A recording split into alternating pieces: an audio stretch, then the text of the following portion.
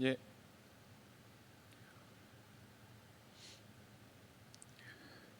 다 같이 사도신경 하심으로 신앙 고백하시겠습니다.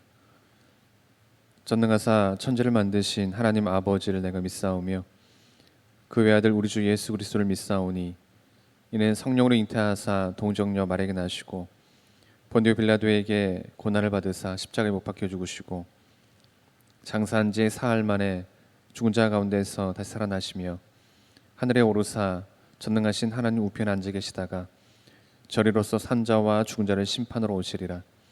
성령을 믿사오며 거룩한 공예와 성도가 서로 교통하는 것과 죄를 사하여 주시는 것과 몸이 다시 사는 것과 영원히 사는 것을 믿사옵나이다. 아멘. 찬송가 212장 겸손히 주를 섬길 때 함께 찬양드리겠습니다. 212장입니다.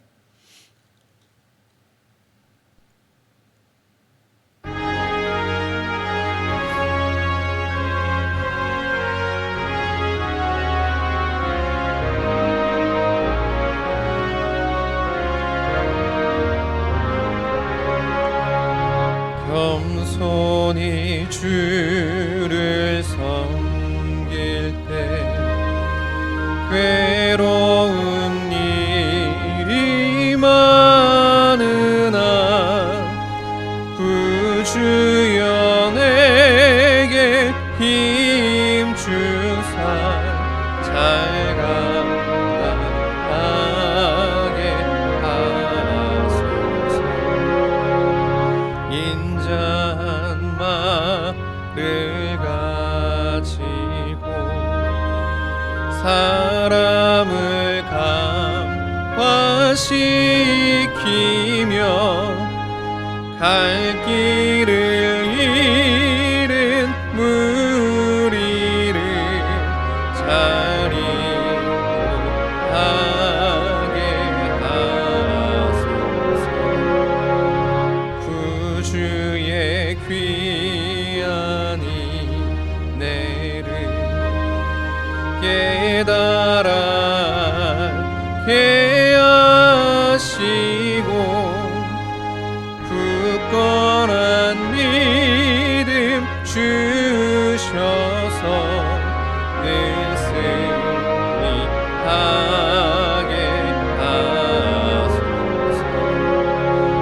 장래의 영광 비추사 소망이 되게 하시며 구주와 함께 살면서 참 평강 얻게 하소서.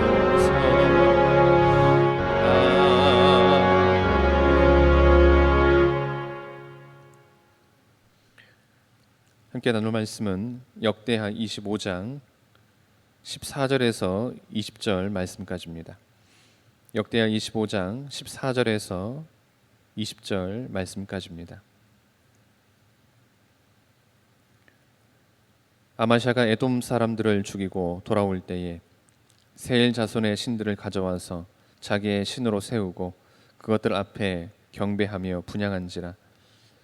그러므로 여호와께서 아마샤에게 진노하사 한 선지자를 그에게 보내시니 그가 이르되 저 백성의 신들이 그들의 백성을 왕의 손에서 능히 구원하지 못하였거늘 왕은 어찌하여 그 신들에게 구하나이까 하며 선지자가 아직 그에게 말할 때에 왕이 그에게 이르되 우리가 너를 왕의 모사로 삼았느냐 그치라 어찌하여 맞으려 하느냐 하니 선지자가 그치며 이르되 왕이 이 일을 행하고 나의 경고를 듣지 아니하니 하나님이 왕을 멸하시기로 작정하신 줄 아노라 하였더라. 유다 왕 아마샤가 상의하고 예후의 손자 여호아스의 아들 이스라엘 왕 요아스에게 사신을 보내어 이르되 오라 서로 대면하자 한지라. 이스라엘 왕 요아스가 유다 왕 아마샤에게 사람을 보내어 이르되 레바논 가시나 무가 레바논 백향목에게 전가를 보내어 이르기를 내 딸을 내 아들에게 주어 아내로 삼게 하라 하였더니 레바논 들짐승이 지나가다가 그 가시나무를 짓밟았느니라. 내가 에돔 사람을 쳤다고 내 마음이 교만하여 자긍하는도다. 내 궁에나 있으라. 어찌하여 화를 자초하여 너와 유다가 함께 망하고자 하느냐 하나 아마샤가 듣지 아니하였으니 이는 하나님께로 말미암은 것이라. 그들이 에돔 신들에게 구하였으므로 그 대적의 손에 넘기려 하심이더라. 아멘.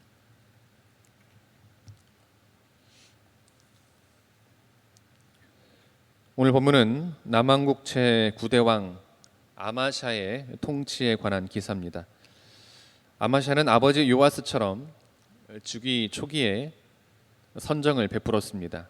그는 왕권을 확립한 후 하나님 중심의 통치로 인해서 아마샤 초기에 유다는 아주 강성한 신정국가의 면모를 가질 수가 있었습니다. 그런데 아마샤 통치 후반, 특히 에돔과의 전투에서 대승을 거둔 후 아마샤는 교만해졌습니다. 그는 에돔에서 가져온 세일의 우상을 숭배했고 이를 책망하는 선지자를 배척했습니다. 아마샤의 통치 후반은 하나님 앞에서 범죄하는 것이었습니다. 실로 교만은 패망의 선봉이라고 했습니다. 아마샤는 에돔을 대파한 후 교만해지기 시작해서 하나님을 버리고 군사력을 의지하더니 마침내 우상까지 섬김으로 죄를 짓고 말았습니다. 그렇다면 아마샤로 하여금 하나님 앞에서 죄를 짓게 하고 하나님을 버리게 했던 그의 교만은 어떠했는지 오늘 본문을 통해서 함께 살펴보도록 하겠습니다. 먼저 하나님의 말씀을 무시했습니다. 아마샤는 즉위 초기에 하나님 앞에서 정직히 행한 왕이었습니다. 그는 여호와 하나님의 말씀을 중요시했고 또 하나님의 말씀, 또 하나님의 뜻을 따라 행했던 왕이었습니다. 비록 이스라엘 용병을 사용하려고 했지만 그는 곧 선지자의 책망을 받아들이고 자신의 뜻을 포기했습니다. 이것은 아마샤가 하나님의 뜻을 소중하게 여겼다는 증거입니다.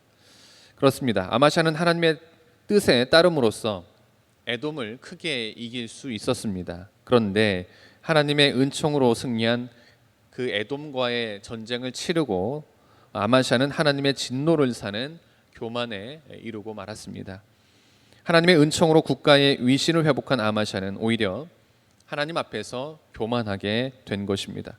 그 결과 아마샤는 선지자의 책망을 받게 됩니다.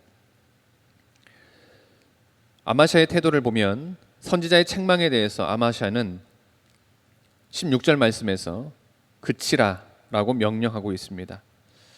어느 누가 하나님의 말씀을 중간에서 그치라 라고 말할 수 있겠습니까? 아마샤는 이전에 하나님의 말씀으로 승리했지만 오히려 하나님의 말씀을 무시하는 교만을 저지르고 말았습니다. 이것은 아마샤가 하나님의 말씀 안에 굳게 서 있지 못했기 때문에 빚어진 불신앙이요 불경건의 죄였습니다. 다음으로 자기 자신을 의지했습니다. 아마샤는 에돔과의 전쟁에서 크게 승리한 후 교만해져서 북이스라엘의 요아스 왕에게 싸움을 걸었습니다. 당시 북이스라엘의 요아스는 아람의 베나닷을 꺾고 조부 예후와 아버지 여호아스가 시리아에게 빼앗긴 영토를 되찾았습니다. 따라서 이스라엘 군대는 사기 충천에 있었고 요아스 또한 유다의 도전을 하찮게 여길 정도였습니다. 그럼에도 불구하고 자기 자신만을 의지하는 아마샤는 에돔을 이긴 유다 군대가 이스라엘을 능히 이길 것으로 오판하고 선전포고를 한 것입니다. 이것은 아마샤가 에돔을 이긴 군대만 믿고 이스라엘 군대의 객관적인 힘을 무시했기 때문에 빚은 오판이었습니다. 그렇습니다. 자기 교만에 빠진 자는 사물을 판단하는 데 있어서 부정확합니다. 자기 중심적이고 자기 도취적이라서 주위의 충고나 여건을 고려하지 않습니다. 아마샤가 바로 그러했습니다. 그 결과 아마샤는 이스라엘의 침공을 받아서 예루살렘 성벽이 파괴가 되고 성전의 보물과 재물을 빼앗기고 자신은 이스라엘의 포로가 되었습니다. 사실 아마샤는 요아스가 자신을 모욕하고 조롱하였을 때 자신을 돌아봐야 했습니다. 그리고 하나님 앞에서 지은 교만의 죄를 회개하고 하나님께 돌아서야 했습니다. 그리고 하나님의 도우심을 청해야 했습니다. 교만은 이 같은 이성적인 판단을 가로막기 때문에 교만에 빠지면 자기를 의지한 채 주변을 돌아볼 줄 모릅니다. 결국 아마샤의 패배는 교만이 낳은 하나님의 징벌이었습니다. 사랑하는 성도 여러분, 교만으로 망한 왕은 이스라엘 역사 가운데서 쉽게 찾아볼 수가 있습니다. 그들을 통해 살펴볼 수 있는 것은 한결같이 하나님의 말씀을 무시하고 자기 자신을 의지한다는 것입니다. 아마샤의 경우에도 우리는 이 같은 교만한 자의 특징을 확인할 수가 있습니다. 그리고 그 비참한 결과에 대해서도 우리가 살펴볼 수가 있습니다. 아무쪼록 우리는 하나님의 말씀을 무시하고 자기를 의지하다가 멸망한 아마샤의 경우를 우리가 교훈 삼아서 오늘 우리 가운데 교만의 요소가 없는지 우리 자신을 돌아봐야 하겠습니다. 그리고 힘써서 하나님께로 우리가 다시금 나아가야 하겠습니다. 하나님께서는 교만한 자를 물리치시지만 하나님은 겸손히 의뢰하는 자를 기뻐 받아주시고 은혜를 베푸신다는 사실을 우리가 항상 기억하면서 항상 겸손과 기도의 자세로 살아가는 우리 모두가 되기를 주님의 이름으로 기원합니다. 기도하시겠습니다. 하나님 감사드립니다. 오늘도 귀한 하루 허락하여 주시고 귀한 말씀으로 하루를 시작하게 하시니 참으로 감사드립니다. 하나님, 오늘 본 말씀을 통해서 우리는 하나님의 말씀을 무시하고 자기를 의지하다가 멸망한 아마샤를 보게 됩니다. 하나님, 이 시간 바로 없기는 하나님께서는 교만한 자를 물리치시지만 하나님은 겸손히 의뢰하는 자를 기뻐 받아주시고 은혜를 베푸신다는 사실을 우리가 기억하며 항상 겸손과 기도의 자세로 살아가는 우리 모두가 될 수 있도록 인도하여 주시옵소서. 오늘 하루도 지켜주시고 인도하여 주실 믿으며 이 모든 말씀 예수님의 이름으로 기도드립니다. 하늘에 계신 우리 아버지여, 이름이 거룩히 여김을 받으시오며 나라가 임하옵시며 뜻이 하늘에서 이루어진 것 같이 땅에서도 이루어지이다.